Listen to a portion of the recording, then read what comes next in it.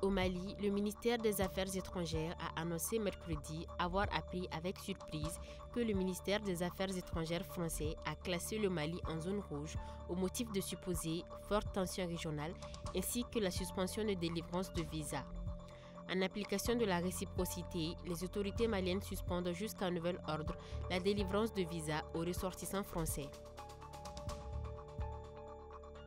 À Bandiagara, dans le centre du Mali, une manifestation contre l'insécurité a dégénéré mercredi et fait 11 blessés, dont un grièvement qui a succombé à ses blessures au lendemain de la manifestation. Le Mali et le Burkina Faso ont envoyé en début de semaine une délégation à Niamey pour réitérer leur solidarité avec le Niger suite aux sanctions et à la menace d'intervention militaire de la CEDEAO. Le gouvernement burkinabé a suspendu jeudi jusqu'à nouvel ordre les programmes de la radio privée Omega.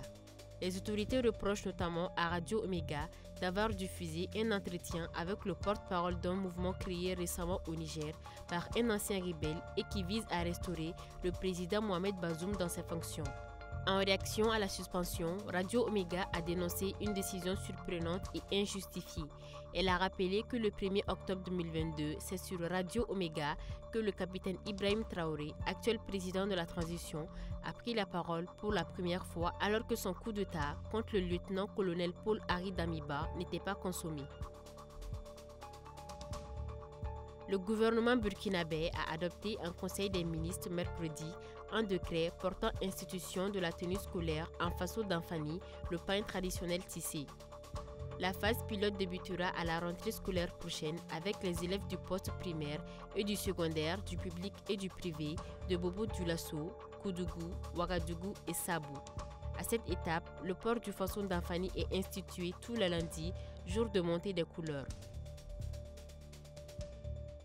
Au Niger, le Conseil national pour la sauvegarde de la patrie a refusé de recevoir mardi à Niamey une délégation tripartite CEDEAO Union africaine-Nations unies. Selon une note des autorités nigériennes, le contexte actuel de colère et de révolte des populations suite aux sanctions imposées par la CEDEAO ne permet pas d'accueillir la dite délégation dans la sérénité et la sécurité requises. Après la nomination lundi du Premier ministre, un gouvernement de 21 membres a été dévoilé mercredi soir.